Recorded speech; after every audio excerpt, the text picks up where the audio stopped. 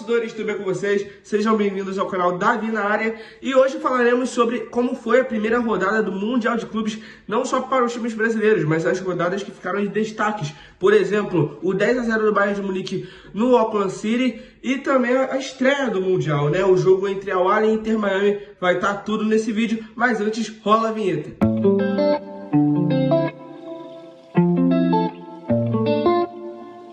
E nada mais justo do que falar do primeiro jogo do Mundial de Clubes, que foi o jogo de abertura, Al Ahly e Inter Miami, o jogo do time do Messi contra o Al Ahly, que é um gigante da África, inclusive é um dos maiores, se não o maior, se eu não me engano, campeão da Champions da África, e inclusive é um dos times que teve mais partidas no Mundial de Clubes na história.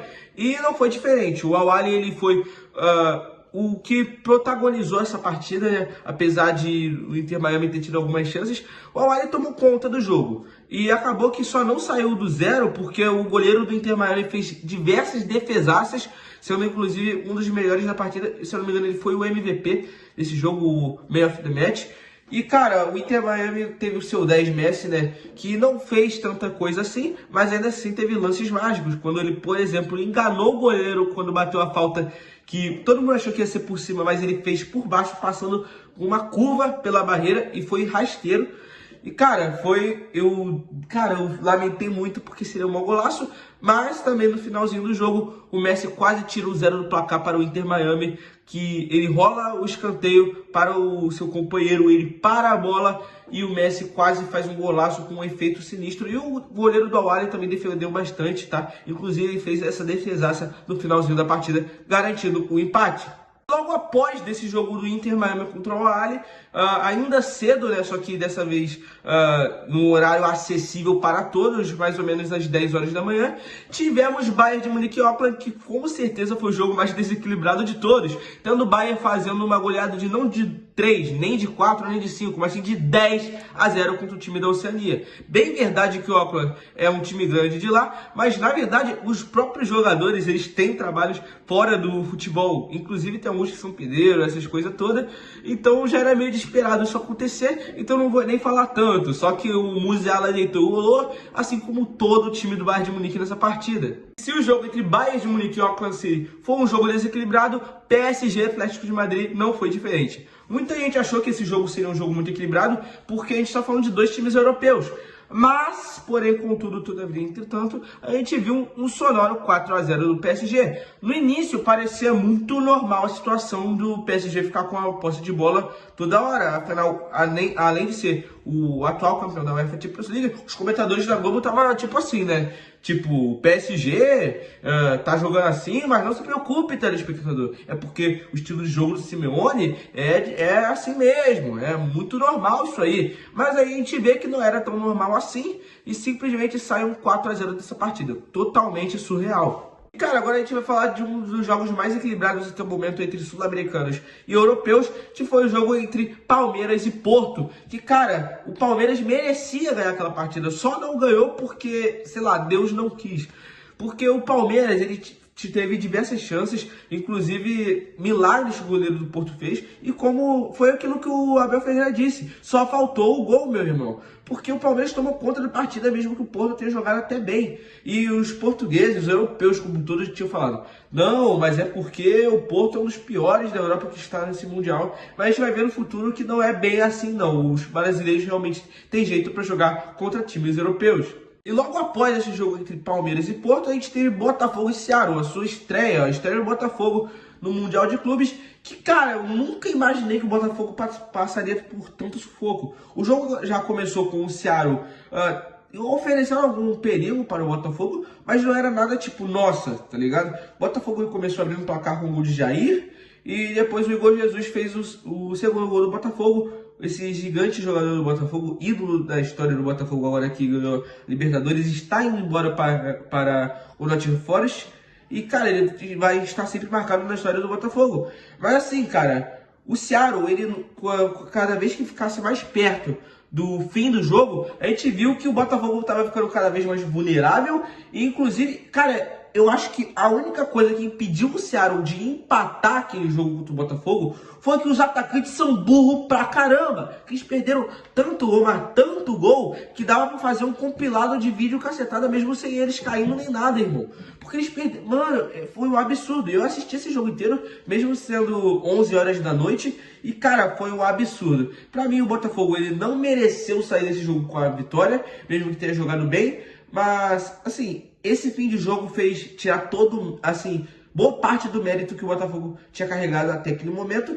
E, cara, o Botafogo vai ter um grupo muito difícil, tendo dois times europeus, o Atlético de Madrid e o PSG. Então era pra, no mínimo, fazer uma goleada nesse jogo contra o Seattle pra ter alguma chance.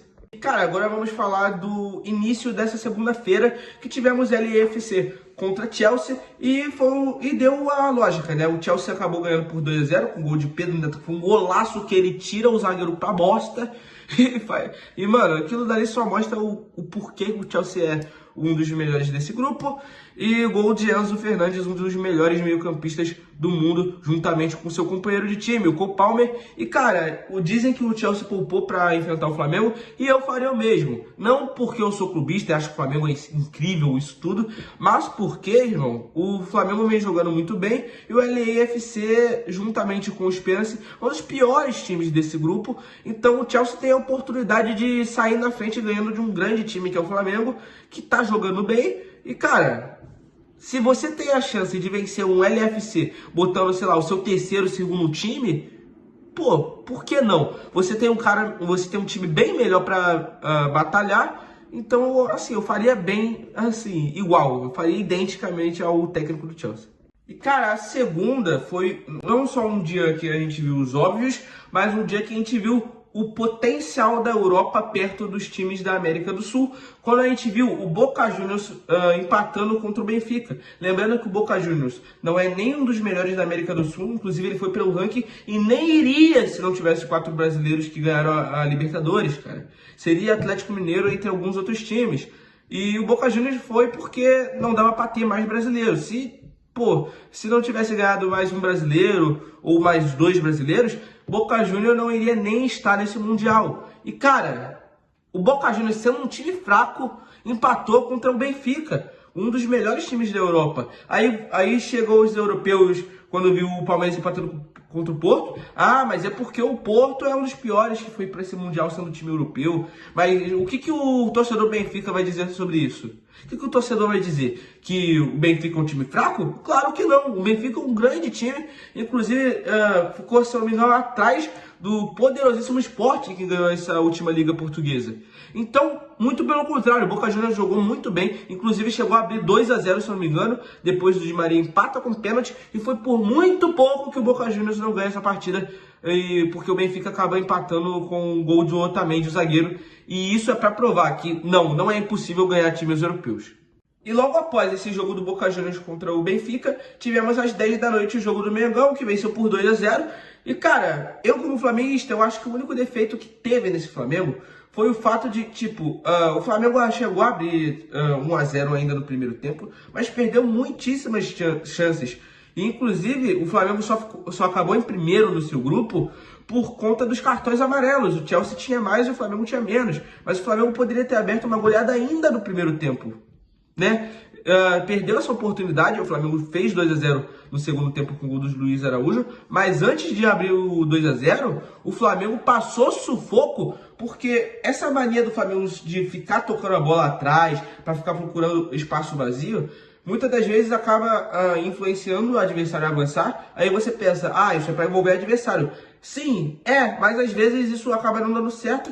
E aconteceu isso às vezes com o Flamengo. E o Esperance Tunísia só fez os seus gols porque por azar, cara. Por azar. Por puro azar. Porque eles recuperaram muitas das vezes a posse de bola e não fizeram os gols. Simplesmente isso, tá ligado? E o Flamengo não conseguiu controlar 100% a partida. Mas, assim, se você for observar o jogo como um todo, sim, o jogo foi até assim, dá pra se dizer que foi tranquilo para o Flamengo. O Flamengo acaba vencendo essa partida, deu aquele sentimento de que podia ter sido muito mais, entendeu? Agora falando do jogo mais, assim, histórico desse Mundial, que foi quando a gente viu o Fluminense, que talvez tenha sido um dos times que chegou pior para esse Mundial, porque o Fluminense tá longe de ser o time que ganhou a sua Libertadores em 2023, entre diversos outros fatores, mas conseguiu jogar de igual para igual, inclusive até mesmo melhor do que o Borussia Dortmund nesse jogo dessa última tarde de terça-feira. E foi um jogo que acabou empatado, mas tudo isso por culpa do burro do Everaldo, que não chutou quando tava cara a cara com o Kobel, e ele resolve tocar pra esquerda, mano. Por que ele fez isso? Não sei. E, cara, você deve estar pensando, o goleiro deve ter crescido pra cima. Não cresceu pra cima. O Kobel, o goleiro do Borussia Dortmund, ele tava voltando de costa, de ré pro gol, irmão. Cara, um toquezinho do Everaldo em qualquer canto ali ia quebrar completamente a postura do Kobel, que já não era boa, iria dar 1-0 para o Borussia, para o Fluminense. E, cara, assim, uma chance de ouro. Mas isso só mostrou mais ainda que o futebol sul-americano é sim poderoso para vencer times europeus. Mas porque, assim, o Borussia, ele foi um dos poucos times que venceu um dos melhores times do mundo no momento, o Barcelona, na Champions, tendo um dos artilheiros da Champions, o Guirassy, no time que ficou no bolso do Thiago Silva nessa partida, assim como diversos outros jogadores do Borussia Dortmund. Parabéns para o Fluminense, que conseguiu fazer um resultado tão histórico para cima de um grande time europeu. E de outros jogos, a gente também está falando de Mamelodi Sundowns e Ulsan, que está rolando nesse momento da gravação desse vídeo, que por enquanto está 0-0. É um jogo do grupo do Fluminense, mas que eu não comentarei tanto nesse vídeo, já que não é um dos mais badalados. E também tivemos River Plate ganhando de 3-1 do Urawa Red, time da Ásia. E assim, River Plate pode não ser um time tão bom hoje em dia, mas é, assim, notavelmente tem uma vantagem notória perto de times assim, né? Como da Ásia, assim como o Flamengo, por exemplo, tem com times da Tunísia, assim. Enfim, não são jogos que são de grande magnitude. Você, torcedor, gostou desse vídeo? Dê um like nesse vídeo para me dar uma força. Se inscreve no canal se você quer ver mais desse tipo de vídeo. Se você gosta desse tipo de vídeo, falando não só do Flamengo, como é meu time, mas de outros times no mundo afora.